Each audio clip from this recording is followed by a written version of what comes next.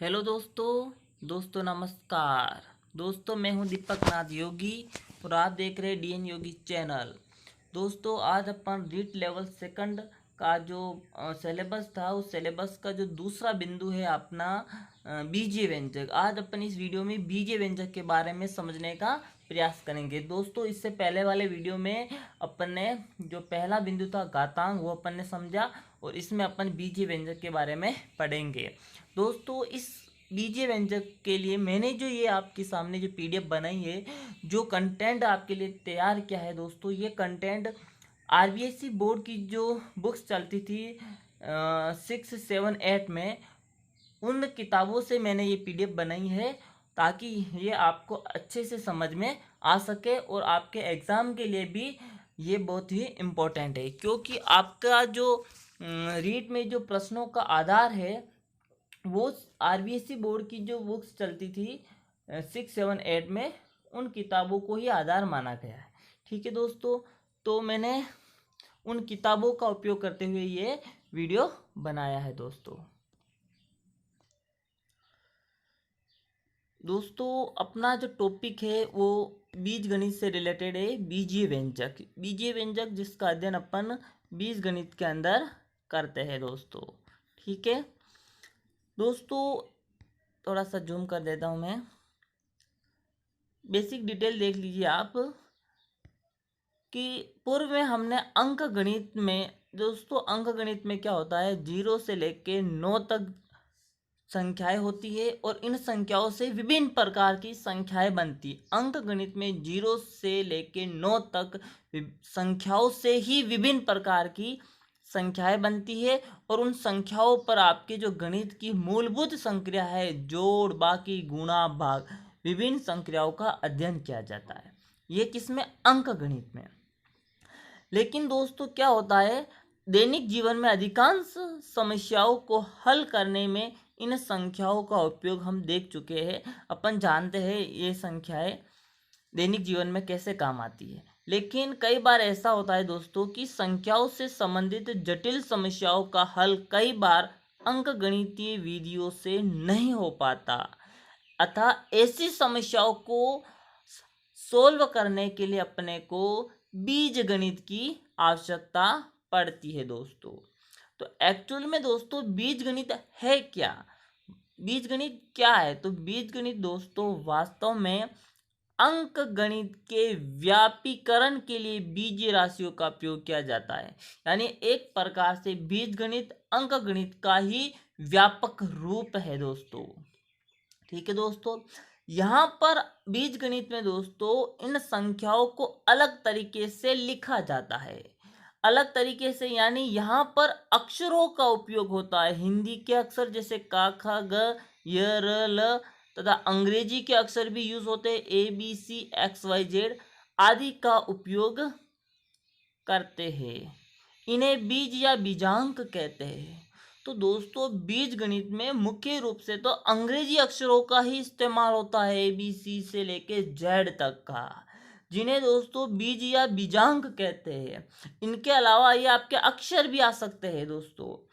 ठीक है दोस्तों, इन्हें बीज या बीजांक कहते हैं। बीज या बीजांक या इन्हें चर भी कहते हैं दोस्तों।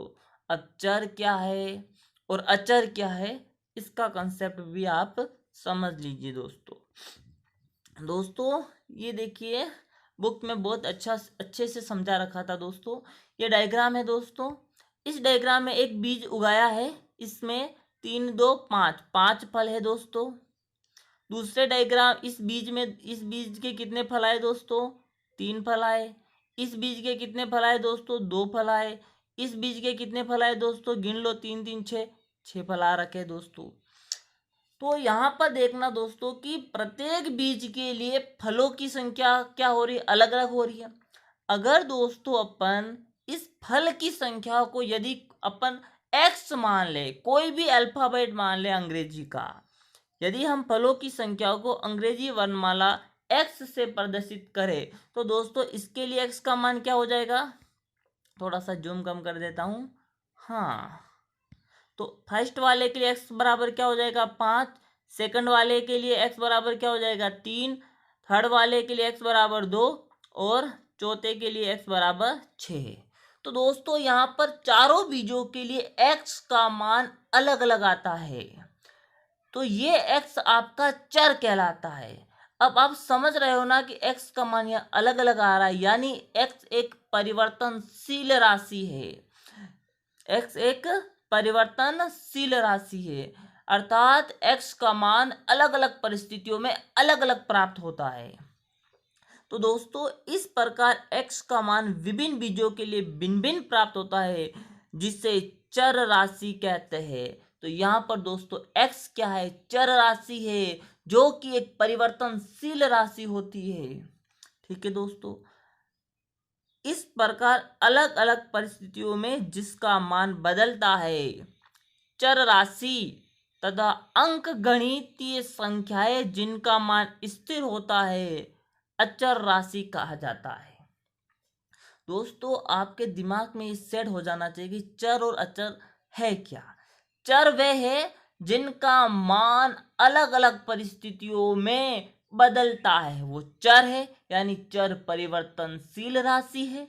और अचर जो अंक गणित की जो संख्याएं है दोस्तों, एक से लेकर अनंत तक जो भी संख्याएं है आपकी, वो आपके अचर है जिनका मान स्थिर रहता है दोस्तों। और दोस्तों आप सीधा सा यही समझ लो कि अंग्रेजी के जो अल्फाबेट है ए से लेके जेड तक, वो सारे के सारे आपके चर में आ जाएंगे दोस्तों। इसके अलावा आपके एक्स वाई ये अक्षर, हिंदी के अक्षर भी आपके चर में काउंट हो जाएंगे। आई होप कि दोस्तों आप चर और अचर का कंसेप्ट आप अच्छे से समझ गए होंगे। बढ़ते हैं आगे अपन। हाँ तो दोस्तों देखिए, चर राशियां कई मान ग्रहण करती है, इनका मान स्थिर नहीं रहता है। जैसे वृत्त की त्रिज्या कुछ भी ले सकते हैं अपन, छोटे वृत्त के लिए छोटी, बड़े वृत्त के लिए बड़ी त्रिज्या हो सकती है, परंतु एक चतुर्भुज के चारों कोणों का योग अचर राशि है दोस्तों। आप कोई सा भी चतुर्भुज बना लीजिए दोस्तों, उसके चारों कोणों का योग हमेशा 360 डिग्री होता है। तो ये एक स्थिर राशि है, कांस्टेंट मान है, बदलता नहीं है दोस्तों, इसीलिए वो अचर है, अचर राशि है, यह परिवर्तित नहीं होता है। चर राशियों को दोस्तों generally X Y Z P Q आदि द्वारा प्रदर्शित करते। ऐसा कोई जरूरी नहीं है, आप चर को एक्स ए से लेके जेड तक या का से लेके अज्ञा तक किसी भी अक्षर से भी आप प्रदर्शित कर सकते हैं दोस्तों। दोस्तों अब अपन पढ़ते हैं बीजीय व्यंजक के बारे में। बीजीय व्यंजक आखिर कैसे बनता है? देखिए आप, यहाँ पर एक खेल है, तीलियों का खेल है दोस्तों, तीलियों का खेल है। राजू ने टेबल पर एक तीली लगाई है दोस्तों, ये एक तीली लगाई है राजू ने। फिर इस पप्पू ने दो तीली और लगाकर एक खुला डिब्बा बना दिया। यहाँ पर दोस्तों दो तीली और लगी और एक खुला डिब्बा बन गया दोस्तों।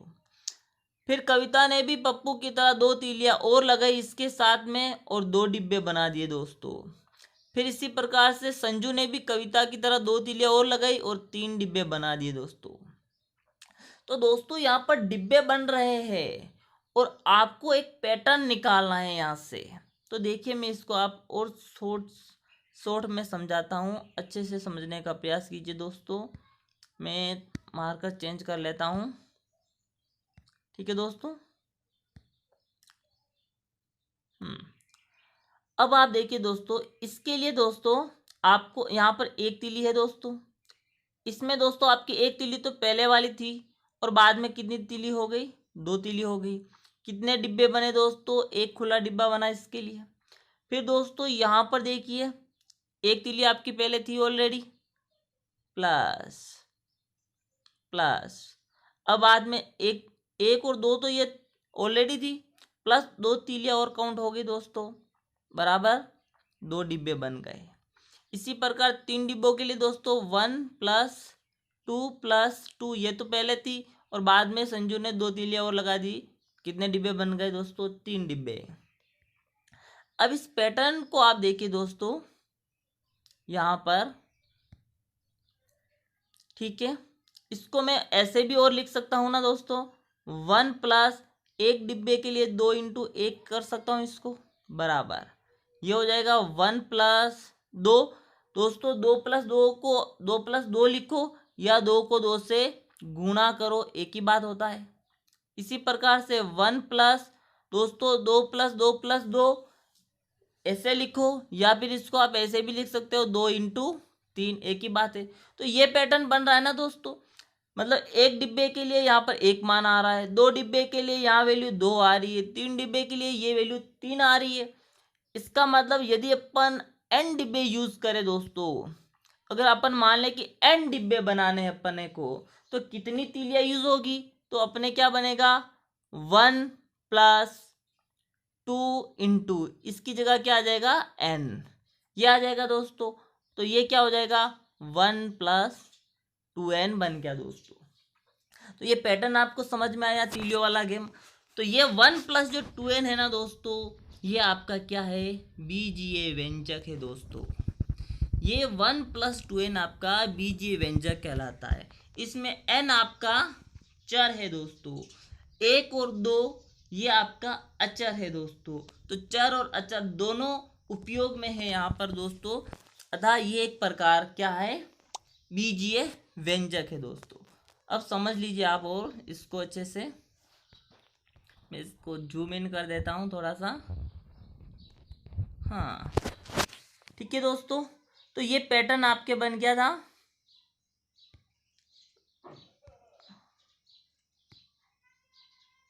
ठीक है दोस्तों, हाँ अब देखिए आप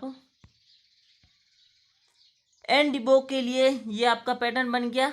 n यहाँ पर आपकी चर राशि है और 1 और 2 ये आपका क्या है अचर राशि है। 1 प्लस 2n एक बीजीय व्यंजक का उदाहरण है।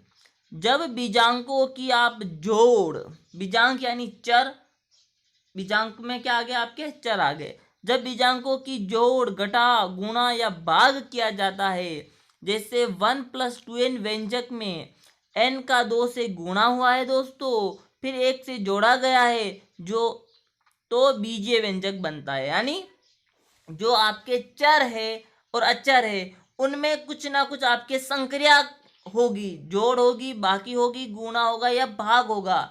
अगर चर और अचर में आपके ये संक्रियाएं है, साथ में प्लस माइनस गुणा भाग के चिन्ह अगर आपके दिखाई दे रहे हैं और चर और अचर आपको दिखाई दे रहा है, इसका मतलब दोस्तों वो क्या है बीजीय व्यंजक है। और डेफिनेशन को समझ लीजिए, कोई चर या अचर संख्या या समूह मौलिक गणितीय संक्रिया है, मौलिक गणितीय संक्रिया जोड़ बाकी गुणा भाग के चिन्हों से युक्त होने पर वह कथन बीजीय व्यंजक कहलाता है। यानी अगर जोड़ बाकी गुणा भाग का चिन्ह आपके है और चर और अचर है, इसका मतलब वो बीजीय व्यंजक है। ये एक पदीय, द्विपदीय आदि बहुपदीय होते हैं। एक पदीय भी हो सकता है बीजीय व्यंजक, द्विपदीय भी हो सकता है, बहुपदीय भी हो सकता है।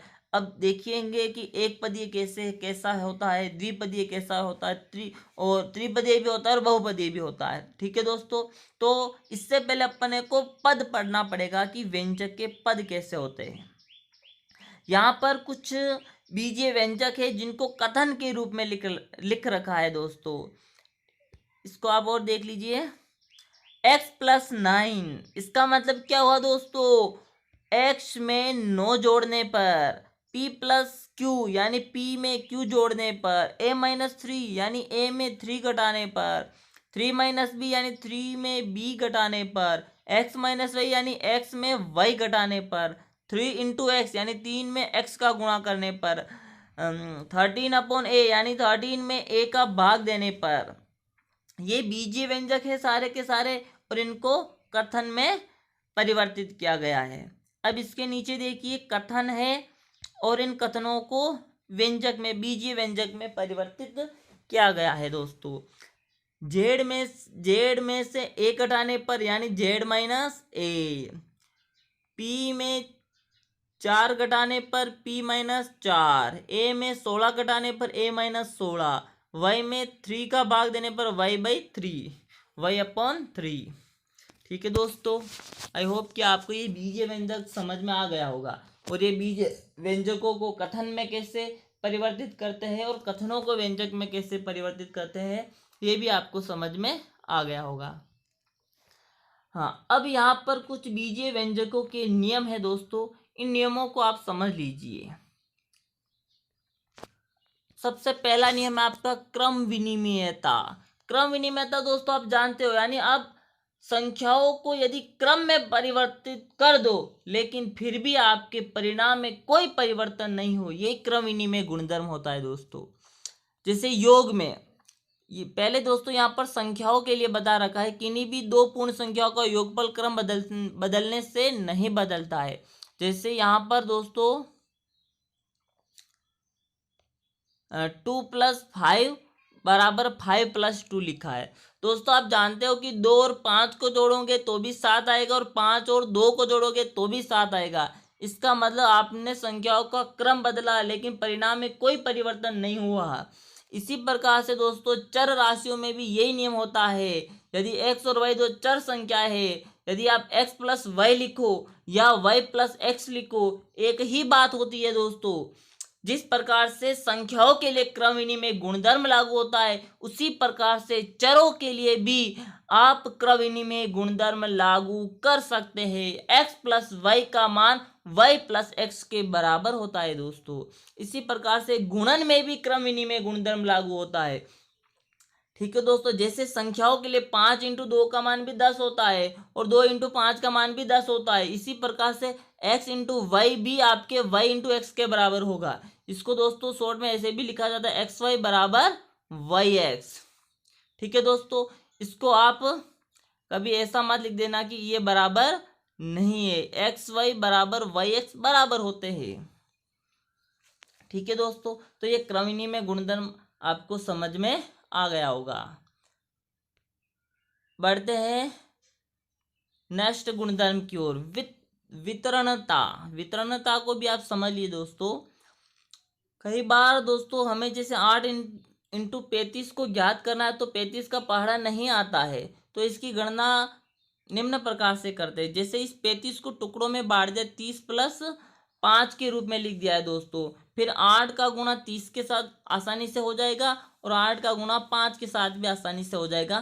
तो ये कितना आ जाएगा, 280 आ जाएगा। इसी प्रकार से एक्स वाई जेड के लिए भी ये नियम होता है, चर के लिए भी ये नियम लागू होता है। जिस प्रकार से संख्याओं में ये नियम लागू होता है वितरण वाला, उसी प्रकार से चरों में भी ये नियम लागू होता है। दोस्तों मैं इसको आपको एक अच्छे तरीके से समझाता हूँ, आप इसको समझ लीजिए वितरण वाला नियम क्या है। पहले मैं इसको मिटा देता हूँ और मैं इस हाइलाइटर को थोड़ा छोटा कर देता हूँ। अब देखिए ये है x into Y plus Z. दोस्तों इस कोष्टक को आप ऐसा समझिए कि ये आपके एक कमरा है। क्या है दोस्तों, ये आपका एक कमरा है। ये दोस्तों x आपका कोई बाहर से आया हुआ मेहमान है। x कौन है, मेहमान है।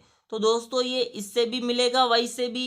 ये कमरे के अंदर आपके आदमी है तो ये इस x y से भी मिलेगा दोस्तों, और ये दोस्तों इस z से भी मिलेगा। तो इसका मतलब दोस्तों इस x का गुणा y से भी करवाना है और इस x का गुणा z से भी करवाना, और बीच में प्लस का चिन्ह आ जाएगा दोस्तों। आई होप कि आपको ये समझ में आ गया होगा। अब दोस्तों देखिए आप ज्यामिति के नियमों में भी बीजीय रूप लागू होता है। ज्यामिति में जो परिमाप होता है ना दोस्तों, परिमाप में ये नियम लागू होता है। इस हम क्षेत्रमिति में वर्ग एवं आयत के परिमाप भी बीजीय व्यंजक के रूप में लिख सकते हैं। हम जानते हैं कि किसी भी बहुभुज का परिमाप उसकी सभी भुजाओं का योग होता है। ये अपन जानते हैं दोस्तों, परिमाप जो होता है वो सभी भुजाओं का योग होता है। यहाँ पर देखिए दोस्तों ये वर्ग है। अपन जानते हैं वर्ग की चारों भुजाएं बराबर होती है, तो ये चारों भुजाएं बराबर है। आपको परिमाप निकाला तो चारों भुजाओं की लंबाइयों को जोड़ दो, a प्लस ए प्लस ए हो जाएगा दोस्तों।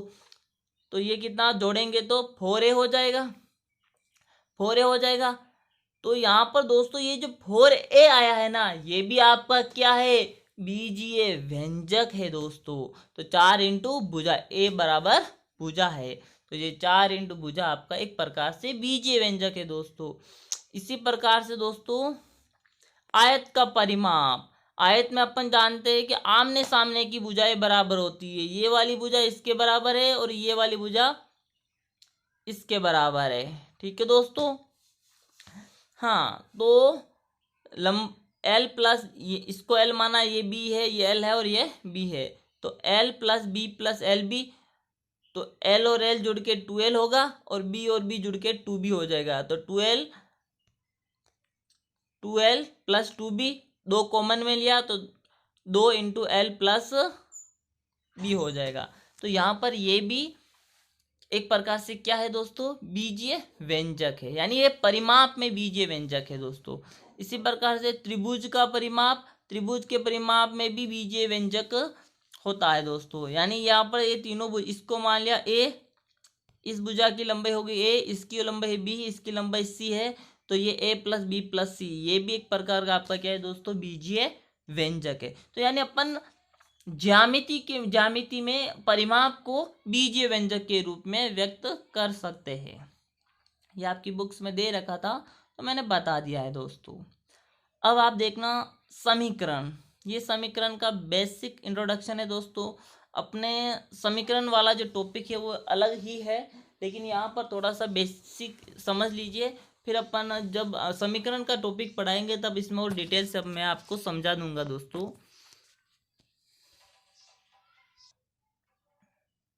समीकरण के बारे में देखिए दोस्तों।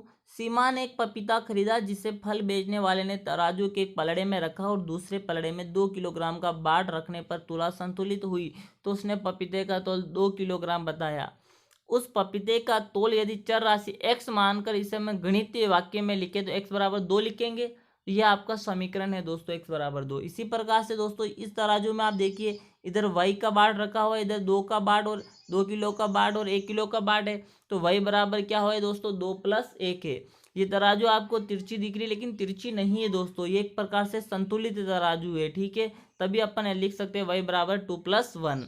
इधर दोस्तों ये आपके सामने पी, एक पी का बाट है और एक 1 किलो का बाट है, यानी इस पी की वैल्यू तो अपने को ज्ञात नहीं है। ये 1 किलो का बाट है, उधर 5 किलो का बाट है, और ये संतुलित है दोस्तों। ठीक है, संतुलित का मतलब बराबर, यूँ कह सकते हैं, इसको अपने खड़ा किया तो ये बराबर है, किसी एक तरफ ज़्यादा नहीं और कम नहीं, दोनों बराबर लेवल पे है दोस्तों।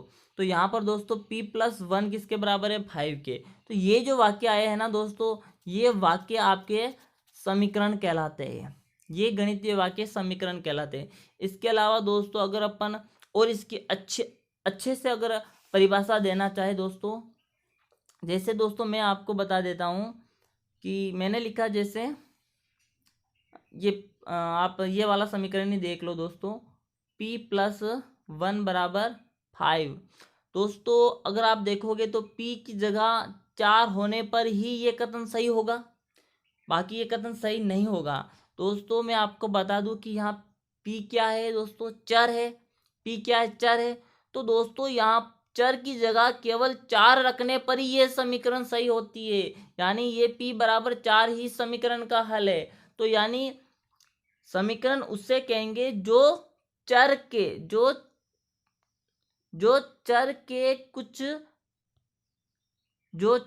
कुछ निश्चित मानों के लिए सत्य हो दोस्तों।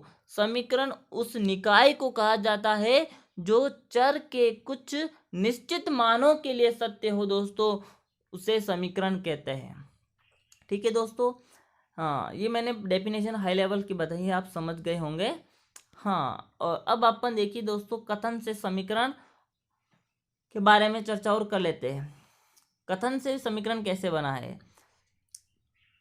किसी संख्या का दुगुना 10 है। मान लिया दोस्तों कोई संख्या क्या है, n है, कोई संख्या n है और n का दुगुना यानी 2 से गुना हो गया, ये किसके बराबर है, 10 के। तो ये पहला वाला इक्वेशन बन गया। ठीक है दोस्तों, हाँ दूसरा है किसी संख्या के 3 गुने से 5 अधिक 17 है। तो देखिए दोस्तों किसी संख्या का यहाँ पर 3 गुना हो गया, 3 से गुना किया, फिर 5 अधिक का मतलब 5 इसमें और जोड़ना है और 5 को जोड़ दिया, किसके बराबर है, 17 के बराबर है। किसी संख्या के आधे से 3 कम 6 है। किसी संख्या यानी संख्या मान ली संख्या x है, x का आधा करना मतलब 2 का भाग देना है दोस्तों।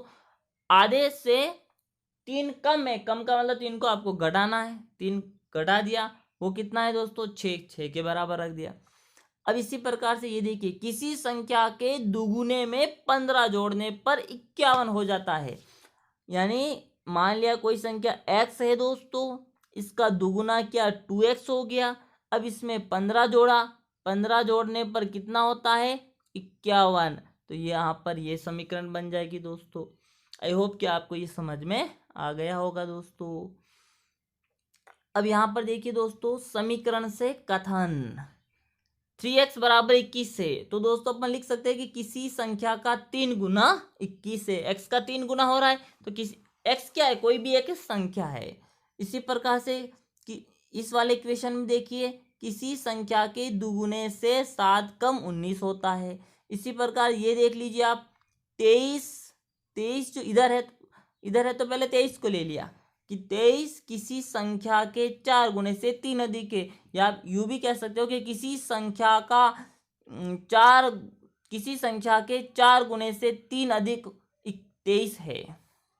ठीक है, अब ये देखिए, इसमें आप क्या लिखोगे कि किसी संख्या के 3 गुने से 7 कम 11 है।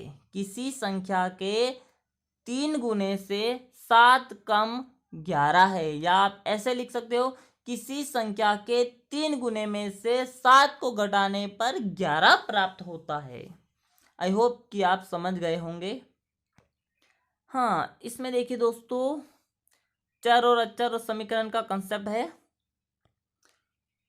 अतः चर एवं अचरों में संबंध जिसमें गणितीय संक्रियाओं के साथ साथ बराबर का प्रयोग किया जाता है। बिल्कुल सही बात है, चर और अचर का उपयोग हो रहा है और गणितीय संक्रियाएं भी यूज हो रही है, जोड़ बाकी गुणा भाग, उसके साथ साथ समीकरण में बराबर का प्रयोग किया जाता है दोस्तों।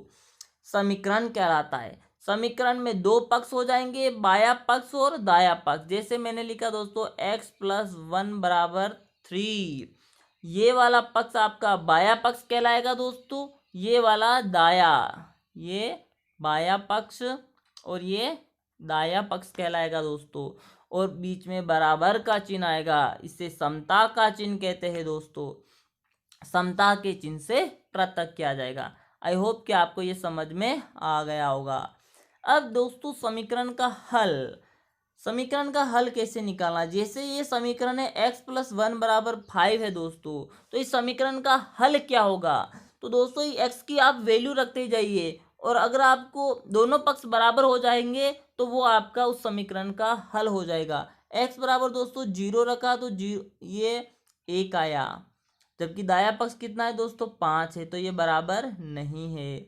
इसमें x बराबर 1 रखा दोस्तों, तो x बराबर 1 रखा तो ये 2 आया, इधर 5 है, यानी ये भी बराबर नहीं है। फिर x बराबर 2 रखा तो 3 आया, इधर 5 है, ये भी बराबर नहीं है।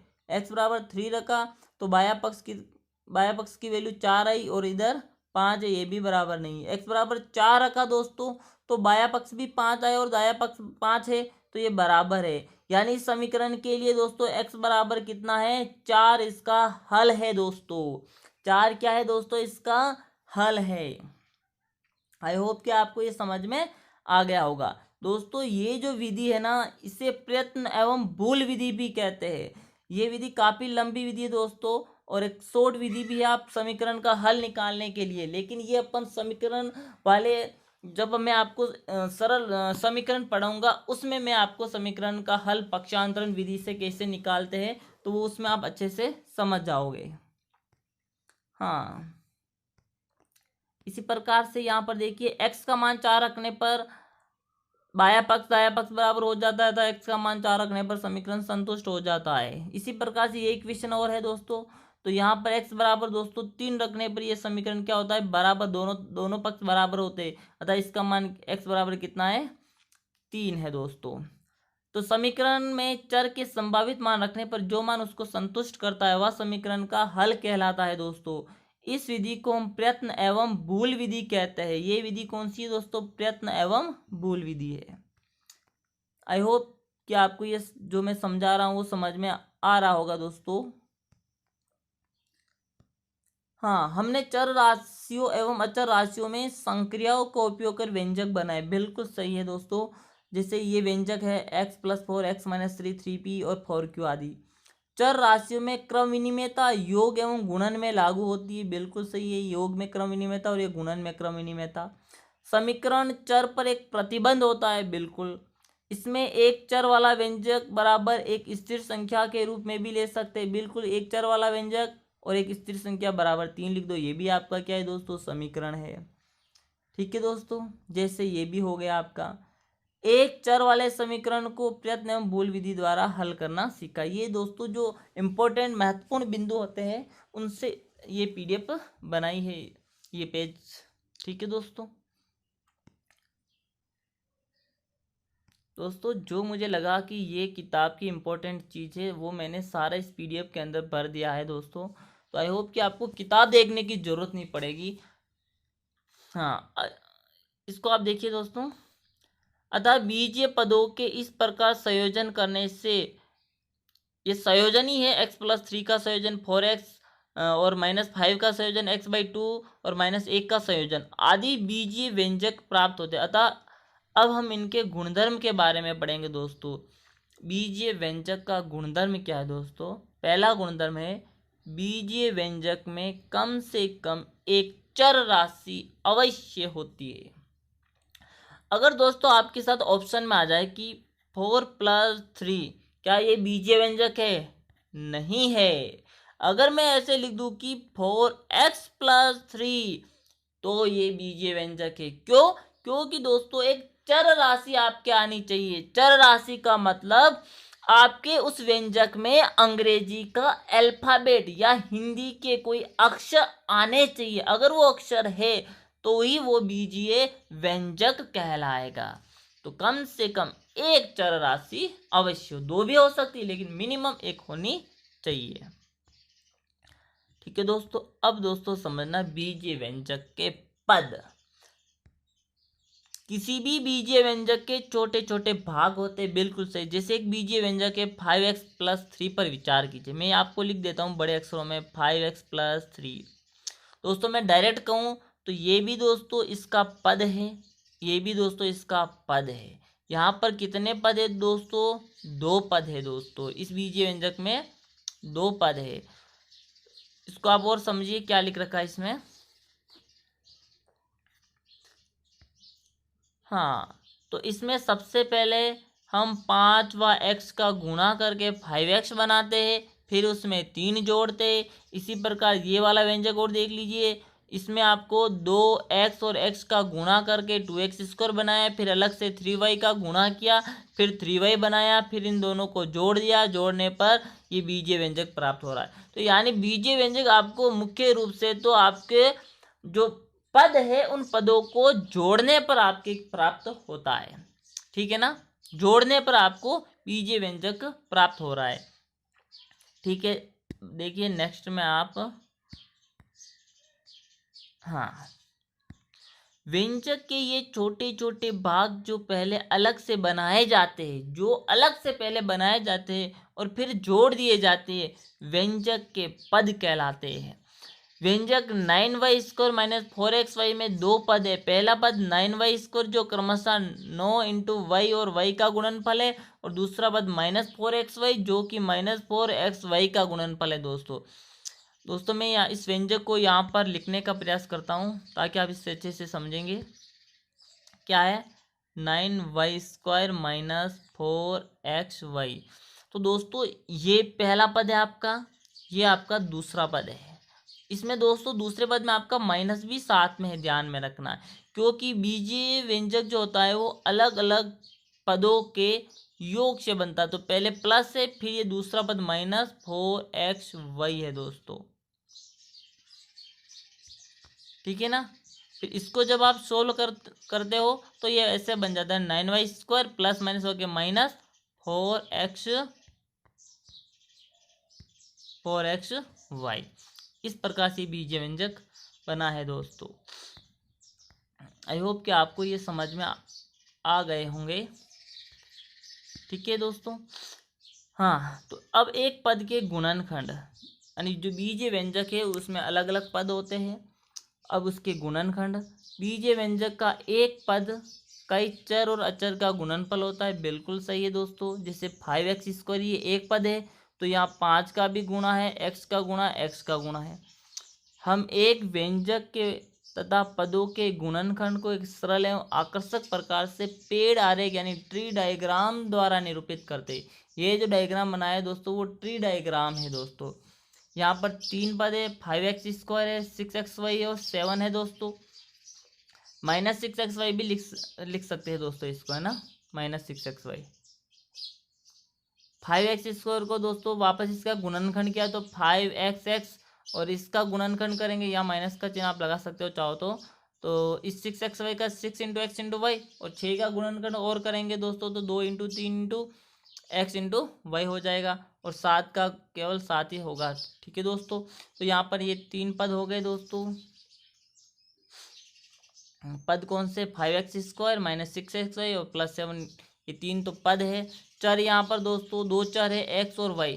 चर कितने दोस्तों, x और y 2 चर है। अचर कितना है दोस्तों, अचर ये 5 है, इधर -6 और 7 है, तो 5 -6 और 7 ये आपके क्या है, अचर है। आई होप कि आप चर, अचर और पद के बारे में अच्छे से समझ गए होंगे। ठीक है दोस्तों, अब एक पद के गुणनखंड और है दोस्तों, यहाँ पर देखिए। खैर ये वही वाला मैटर आ रहा है इसमें आप इस सारणी को आप समझिए। ये एक व्यंजक है, यहाँ पद कितने दोस्तों, 3 पद है। 3 पद है, कौन कौन से, पहला 3x², 6xy और 7y², तीनों पद है। इनके गुणनखंड अलग अलग कर रखे। 3x² का गुणनखंड 3 × x × x होगा, इसका 6xy का 2 × 3 × x × y होगा, और इसका 7y² का 7 × y × y होगा। तो यहाँ चर कौन कौन से हो गए, x और y हो गए। अचर कौन से दोस्तों, 3, 6 और 7, ये अचर हो गए। इस प्रकार से दोस्तों आप इसके लिए और इसके लिए कौन कौन से पद है, इन पद के गुणनखंड और चर और अचर आप बता सकते हो दोस्तों। पहले वाले में तो अचर कौन कौन, अचर क्या है, केवल 1 और -1 है, 1 -1 है। चर कौन कौन से है, ए बी है, ए बी चर है और बी भी चर है। पद के गुणनखंड करना है दोस्तों, a² का करोगे तो a × a, और b² का करोगे तो b × b आ जाएगा, और 2 पद है। आई होप कि आप इसको भी कर पाएंगे नीचे वाले को। ठीक है दोस्तों, अब दोस्तों आपको गुणांक के बारे में समझना है। ठीक है दोस्तों, किसी पद के किन्हीं भी गुणनखंडों के गुणांक उस पद के शेष गुणनखंडों के गुणनफल बराबर होता है। गुणनखंडों के गुणनफल बराबर होता है। गुणांक बीजीय एवं संख्यात्मक दोनों ही प्रकार के हो सकते हैं। गुणांक में ऐसा नहीं है कि आपको केवल संख्याओं को लेना, बीजीय राशि भी हो सकती है और आपकी संख्याएं दोनों भी हो सकती है। जैसे दोस्तों 10xy में आपको पूछे कि xy का गुणांक पूछे तो 10 है दोस्तों। इसी प्रकार से 10xy में y का गुणांक पूछा तो 10x है दोस्तों।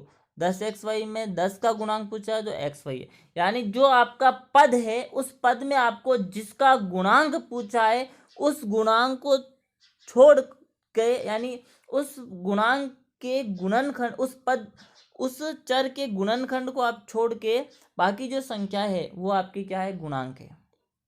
कहने का मतलब जैसे मैंने लिखा 3xyz, अगर मैं कहूँ कि z का गुणांक क्या है तो 3xy है। मैं कहूँ कि y का गुणांक क्या है तो y का गुणांक आप क्या बताओगे दोस्तों, y का गुणांक 3xz है। अगर मैं कहूँ कि आपके x का गुणांक क्या है तो x का गुणांक क्या हो जाएगा, 3yz हो जाएगा। अगर मैं कहूँ कि 3 का गुणांक क्या है तो xyz हो जाएगा। आई होप कि आपको गुणांक अच्छे से समझ में आ गए होंगे दोस्तों। गुणांक में क्या होता है, जैसे मैंने लिखा है दोस्तों कि एक संख्या लिखता हूं मैं x + y। अब दोस्तों मैं कहूं कि इसमें x है, इस x का गुणांक क्या है तो दोस्तों इस x का गुणांक क्या है, +1 है। यहाँ कुछ नहीं, इसका मतलब इसके आगे 1 है दोस्तों। यहाँ y है, y का गुणांक पूछे तो y का गुणांक भी 1 होगा दोस्तों। इसके आगे कुछ नहीं, इसका मतलब 1 है, लेकिन 1 को जनरली अपन लिखते नहीं है। ठीक है दोस्तों, इसी प्रकार से मैंने लिखा कि माइनस वाई, तो इसका गुणांक क्या है दोस्तों, -1 इसका गुणांक है, वाई का गुणांक क्या है, -1 है दोस्तों। तो इसी को लिख रखा है यहाँ पर कि जब किसी पद का गुणांक +1 होता है तो हम उसे नहीं लिखते हैं, ठीक है। जैसे एक्स की घात 3 वाई स्क्वायर में एक्स की घात 3 वाई स्क्वायर का गुणांक +1 है, इसी प्रकार -x² वाई स्क्वायर में x² वाई स्क्वायर का गुणांक -1 है। आई होप कि आप गुणांक अच्छे से समझ गए होंगे दोस्तों, ठीक है दोस्तों। हाँ, बढ़ते हैं आगे। हाँ, ये अपने समझ लिया है दोस्तों। इसमें और आप देख लीजिए 8x-3y में गुणनखंड वाला पद 8x। अच्छा, इसमें आपको क्या निकालना है, निम्नलिखित व्यंजकों में x का गुणांक आपको निकालना है। तो इसमें x का गुणांक में x गुणांक वाला पद 8x है, 8x में x का गुणांक 8 है, इसमें -x है ये वाला पद, तो इसमें -1 दिख रहा है। इसमें क्या है दोस्तों, आप देखते ही पहचान जाओगे वाई स्क्वायर, इसमें क्या है -5p। मतलब आप जो जिसका आपको निकालना है गुणांक, x का गुणांक निकालना है, तो x को छोड़ के बाकी जो संख्या उसके साथ चिपकी हुई है ना, वो आपकी क्या हो जाएगी, गुणांक में आ जाएगी। आई होप कि आपको ये समझ में आ गया होगा दोस्तों। अब समान पद और असमान पद के बारे में अपन पढ़ेंगे। ऐसे भी कह सकते हैं सजातीय पद और विजातीय पद दोस्तों, ठीक है। जब पदों के बीजीय गुणनखंड एक जैसे ही हो तो वे पद समान कहलाते हैं। आई बात समझ में, जब बीजीय गुणनखंड दोस्तों संख्या से कोई मतलब नहीं है, जो चर आ रहे हैं ना वो चर के जो गुणनखंड है सेम होने चाहिए। जैसे दोस्तों मैं आपको बता दूंगा, जैसे मैंने लिखा x² y है तो 3x² y है, और मैंने लिख दिया 5x² y है तो 5 है ना, ये 5x² y है। तो ये और ये दोनों सजाती है, इस संख्या से आपको कोई लेना देना नहीं। जो पीछे जो चर बचते हैं ना, ये चरों का जो बीजीय गुणनखंड है, इसका बीजीय गुणनखंड x × x × y, इसका बीजीय गुणनखंड x × x × y बराबर है ना दोस्तों, तो ये समान पद कहलाएंगे, ठीक है। आई होप कि आपको ये समझ में आ गया होगा। हाँ, तो बीजीय गुणनखंड मतलब चरों का जो गुणनखंड है वो आपको समान देखना है। वे समान पद समान कहलाते हैं। जब पदों के बीजीय गुणनखंड भिन्न भिन्न होते हैं तो वे असमान पद कहलाते हैं। जैसे इसमें 5x y - 6x + 3xy - 9 में आपको पता है 5xy और 3xy को देखते हैं तो 5xy के गुणनखंड की है तो 5x और y, 3xy के 3x और y। इस प्रकार इनके बीजीय अर्थात जिनमें क्या हो, चर हो, वो गुणनखंड एक ही है, क्या है, x और y है, इसलिए ये समान है। आपको ये भी ध्यान रखना है दोस्तों, 3xy और 5yx लिखे तो भी समान पदीय, अगर आप यूं आए ना xy और yx तो भी ये समान पदीय है ना दोस्तों, क्योंकि xy बराबर तो yx होता है, अपन ने पढ़ रखा है पहले, अपन ने पहले पढ़ रखा है क्रम विनिमयता से कि xy बराबर yx होता है। तो आपको ये ध्यान रखना कि xy और yx इस प्रकार से क्रम चेंज करने से कोई फर्क नहीं पड़ेगा, ये भी आपके समान पद होंगे।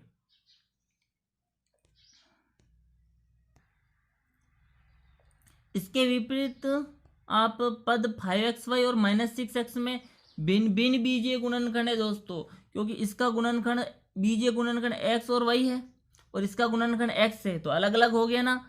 इसी प्रकार पद 5x और -9 भी असमान पद है और 3xy और -9 भी असमान पद है। अब दोस्तों ये जो संख्या है इसको आप बताओगे तो आपको अच्छे से और समझ में आ जाएगा। निम्नलिखित में से समान पद को छांटना है। समान पद छांटने का मतलब आपको पद में चर देखना है, पद में चर देखना है, और अगर आपके चर जो है वो समान है, चर समान है, तो वो आप ये भी ध्यान रखो दोस्तों, चर और चर की घात को देखना भी बहुत जरूरी है। चर और उसकी घात अगर उनका गुणनखंड समान है तो वो समान पद होंगे।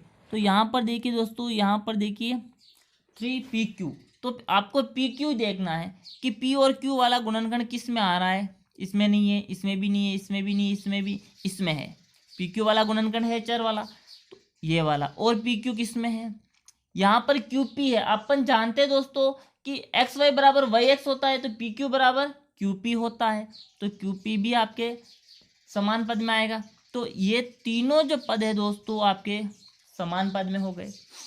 और अब देखो ये P वाला, P यहाँ पे है दोस्तों, और P कहाँ पे, यहाँ Q है, यहाँ नहीं, या P है, लेकिन ये P स्क्वायर है दोस्तों, यहाँ घात 1 और यहाँ घात 2 है।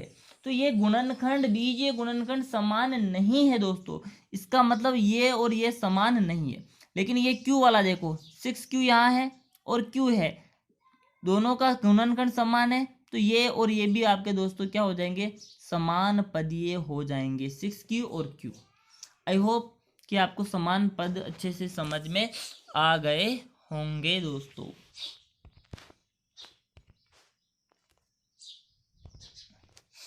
हाँ, इसमें दोस्तों आपको कुछ मिलान करना है, और वो मिलान आप कर लीजिए दोस्तों। जब बहुपद में पद के बारे में जब आप समझ गए होंगे ना दोस्तों, तो अब आप यहाँ पर कुछ मिलान कर लीजिए दोस्तों। मैं पहले आपको एक इक्वेशन लिख के मैं आपको और अच्छे से समझा देता हूँ दोस्तों।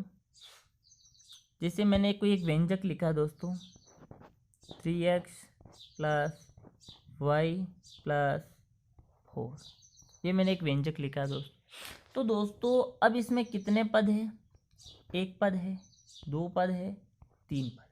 पद आप पहचान जाओगे, पद कैसे, पद पहचानने के लिए आपको ये ध्यान रखना है दोस्तों, प्लस और माइनस के आगे पीछे जो संख्या है ना, उनको गिन लो कितनी है। आई बात समझ में, या ऐसे भी कह सकते हो कि प्लस माइनस के कितने चिन्ह आ रहे हैं, ऐसे भी आप काउंट कर सकते हो। अगर प्लस माइनस, यहाँ पर प्लस के 2 चिन्ह है तो पद 3 हो जाएंगे। अगर यहाँ पर 1 चिन्ह होता तो पद 2 हो जाते। ऐसे भी आप समझ सकते हो दोस्तों। और वैसे ये तो डायरेक्ट भी आपको समझ में आ रहा है ना, आपको गिनना ही है, गुणा वाले चिन्ह और भाग वाले चिन्ह को आपको नहीं गिनना है, ठीक है। तो आप डायरेक्ट ही आपको समझ में आ रहा है ना कि 1 पद ये है, 2 पद ये है और 3 पद है, ठीक है दोस्तों। चर कौन कौन से दोस्तों, इसमें चर x है और चर y है, ये भी आपको समझ में आ गया होगा। अब मैं कहूँ कि इसमें कौन सा समान पद है दोस्तों, इसमें एक भी समान पद नहीं है, इसमें एक भी समान पद नहीं है, ठीक है। तो ये आपको समझ में आ गया होगा। जैसे 1 पद वाला मैं कहूँ 3x, ये एक पद है, 3PQ ये भी एक पद है, और जैसे ABC ये भी एक पदीय है, ये भी एक पद है, ये भी एक पद है, क्योंकि इसमें प्लस के चिन्ह है ही नहीं। अगर मैं यूँ लिखता A + B + C, तो ये त्रिपदी है, इसमें 3 पद है, और जबकि इसमें कितने पद है, 1 पद है। आई होप कि आपको बहुपद के पद निकालना आ गया होगा। जिसमें 1 पद होगा वो एक पदीय, जिसमें 2 पद होंगे वो द्विपदीय, 3 पद होगा त्रिपदीय। तो इसी प्रकार का मिलान दोस्तों आपको यहाँ पे करना है, ठीक है दोस्तों। हाँ, ये ऊपर 1 पदीय है दोस्तों, 1 पदीय, ये 2 पदीय, ये 3 पदीय। फर्स्ट वाला देखिए दोस्तों, 2a² + b है, 1 प्लस है यानी वो द्विपदीय है। और वैसे भी 2 पद आपको स्पष्ट दिख रहा है, द्विपदीय है। इसमें दोस्तों एक भी प्लस नहीं है, यानी 0 प्लस है, इसका मतलब 1 पदीय है, ये 1 पदीय है। इसमें दोस्तों ये 3 पदीय है, त्रिपदीय है। समझ में आ रहा ना त्रिपदीय कैसे हुआ, क्योंकि प्लस माइनस के 2 चिन्ह है तो त्रिपदीय हो गया। इस प्रकार से ये दोस्तों द्विपदीय है, ये दोस्तों 1 पदीय है, ये वाला दोस्तों त्रिपदीय है, ये वाला दोस्तों त्रिपदीय है, ये वाला दोस्तों त्रिपदीय है, ये वाला भी त्रिपदीय, ये वाला द्विपदीय, ये वाला त्रिपदीय, और ये वाला 1 पदीय। आई होप कि ये मैंने जो मिलान किया है वो आपको और भी अच्छे से समझ में आ गए होंगे दोस्तों। हाँ दोस्तों, अब देखिए नेक्स्ट क्या है, यहाँ पर भी वो है दोस्तों कि समान पदों का आपको मिलान करना है, कौन कौन से इसमें समान पद आ रहे हैं, ठीक है ना दोस्तों। 4a² b है, तो यहाँ पर दोस्तों a² b देखो आप, a² b किस में है, यहाँ तो है नहीं, ये a² b दोस्तों यहाँ पर आ रहा है, और कहाँ पर है, और कहीं नहीं। लेकिन दोस्तों आपको मैं बता दूं, ये a² b तो यहाँ आ रहा है, लेकिन आगे इसके g लिख रखा है, मुझे तो g दिखाई दे रहा है, तो इसका मतलब दोस्तों ये और ये समान पद नहीं है, इसका तो समान पद है ही नहीं दोस्तों, या तो मिसप्रिंट हो गया होगा, ये जी नहीं है, या अगर नो है तो ये समान पदीय होगा दोस्तों, बाकी ये समान पदीय नहीं हो सकता। अगर जी की जगह नो है तो ये समान पदीय है, और अगर ये जी है तो ये समान पदीय नहीं है दोस्तों। अब यहाँ पर 5nm, nm वाला पद देखो दोस्तों, nm वाला पद किस में आ रहा है, ये nm है, तो ये इसके समान है। x² y² z² किस में दोस्तों, ये इसमें, ये इसके समान पद है। a³ b³ ये किस में आ रहा है दोस्तों, ये तो है ही नहीं है, तो इस है नहीं है, ये है ना दोस्तों, ये नीचे ये क्यूब, ये समान है। इसमें दोस्तों p/q यानी चर को ही देखना अपने को, p/q का रूप किस में आ रहा है, ये देखो ऊपर आ रहा है p/q का रूप, ये इसके समान हो गया। a²/b² ये रूप किस में आ रहा है, ये इसमें आ रहा है, तो ये a²/b² का रूप ये इसमें हो गया। XYZ किस में आ रहा है दोस्तों, XYZ देखो, ये XYZ इसमें आ रहा है दोस्तों, बट्टा में दोस्तों x² y² z² किस में आ रहा है, ये इसमें आ रहा है, तो ये इसके समान पद हो गया। और ये फर्स्ट वाला है ना, ये इस चौथे के बराबर तब होगा जब ये 9a² b होगा, तो इसके ये समान हो जाएगा। आई होप कि आप ये समान पदों को भी अच्छे से समझ गए होंगे दोस्तों। बढ़ते हैं नेक्स्ट स्लाइड की ओर। समान पदों की जोड़ और बाकी सिंपल तरीके से समझा रखिए दोस्तों। यहाँ पर 2 पेंसिल है दोस्तों और 3 पेंसिल है, तो आप 2 पेंसिल और 3 पेंसिल को जोड़ेंगे दोस्तों, तो कितनी पेंसिल आ जाएगी, 5 पेंसिल आ जाएगी दोस्तों। यहाँ पर दोस्तों 2 पेंसिल और 3 चौक है दोस्तों, तो दोस्तों आप क्या पेंसिल में कभी चौक जोड़ सकते हो, कभी नहीं जोड़ सकते हो, नहीं ये आप जोड़ भी नहीं सकते हो। इसका मतलब यहाँ पर पेंसिल को अपन x मान लिया, तो 2x + 3x बराबर कितना हो गया दोस्तों, 5x हो गया।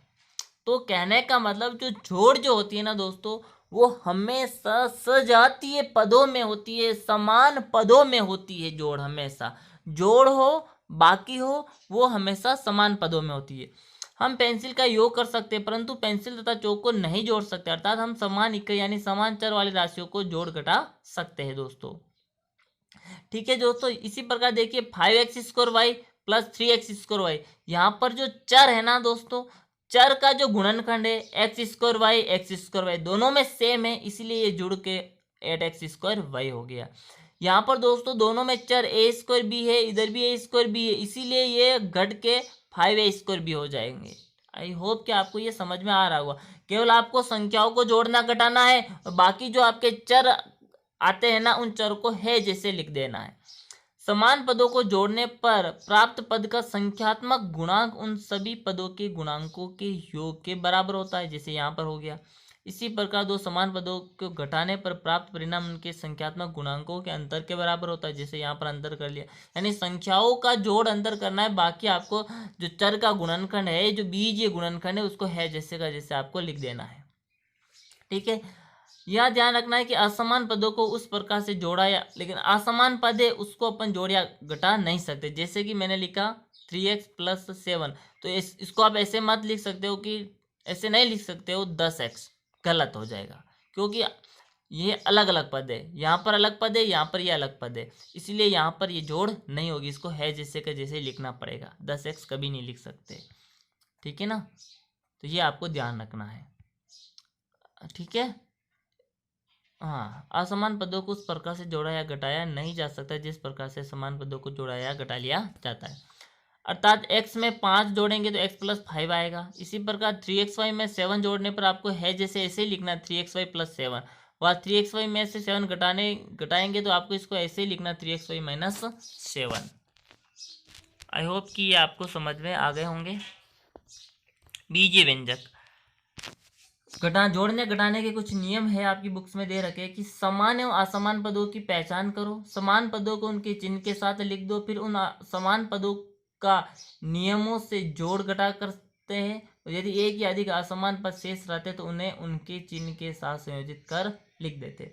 जैसे दोस्तों ये वाला बीजीय व्यंजक और इसको जोड़ा है, तो दोस्तों उसने क्या किया, सबसे पहले समान पद एक्स एक्स वाले को पास में लिखा, फिर वाई वाई वाले को पास में लिखा, समान पदों को पास में लिखा, फिर इनको 3x और 8x को जोड़ा, 11x, 5y और सॉरी 8y और 5y को जोड़ा तो 13y आ गया। ये आपके आंसर हो गया। इसको इस तरह जोड़ के रूप में भी आप लिख सकते हो, 3x plus 8y plus 8x plus Y, ये जोड़ दिया तो ये भी आपके सेम टू सेम आंसर प्राप्त हो जाएंगे।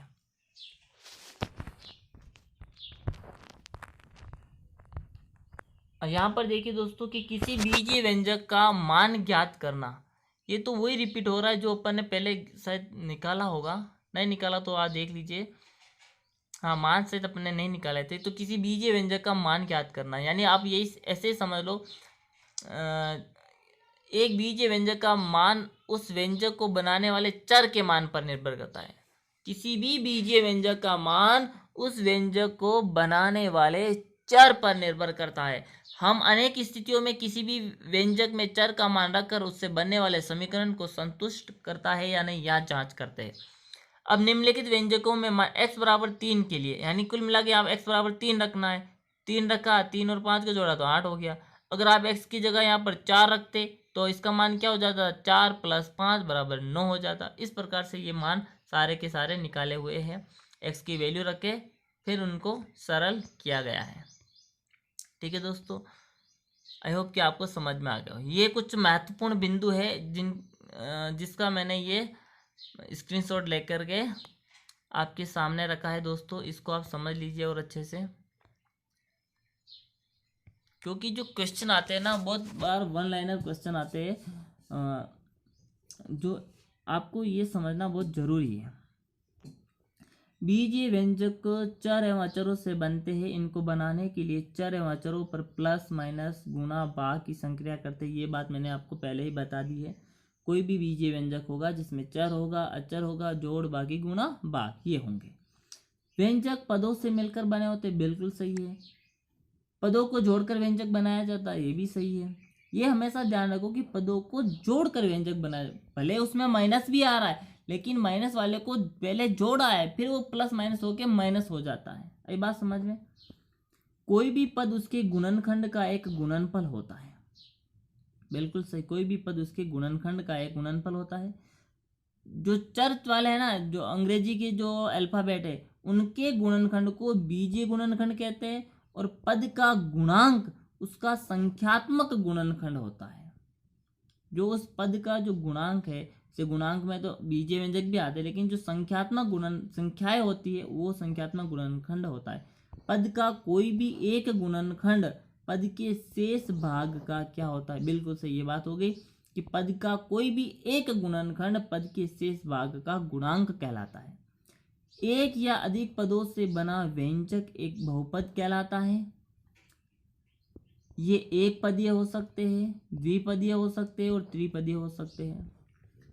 जिनके बीजीय गुणनखंड एक जैसे हो समान पद कहलाते हैं। मैंने पहले बता दिया आपको। ठीक है, कुल मिला के आपको जो चर है उन चर का गुणनखंड आपको देखना है। अगर वो समान है तो वो समान पद है, और भिन्न भिन्न बीजीय गुणनखंड वाले पद असमान पद कहलाते हैं। दो समान पदों का योग या अंतर एक अन्य समान पद होता है जिनका गुणन उन समान पदों के गुणांकों का योग या अंतर के बराबर होता है। कुल मिलाकर के आपको चर को तो है जैसे रखना है, और जोड़ना घटाना केवल संजोड़, बाकी केवल आपको आगे आने वाली जो संख्याएं होती है उन संख्याओं में करनी है। दो समान पदों वाले बीजीय व्यंजकों को बिल्कुल सही है, जोड़ा या घटाया जा सकता है। जो पद समान नहीं है उन्हें अपन छोड़ देते हैं। किसी भी बीजीय व्यंजक का मान किस पर निर्भर करता है, चर के मान पर निर्भर करता है। ठीक है, आई होप कि आपको ये समझ में आ गया होगा। ठीक है दोस्तों, मिलेंगे नेक्स्ट वीडियो की, मिलते हैं कल नेक्स्ट वीडियो के साथ। तब तक के लिए दोस्तों धन्यवाद, और अगर ये वीडियो अच्छा आया तो इसे लाइक शेयर एंड सब्सक्राइब जरूर करें दोस्तों।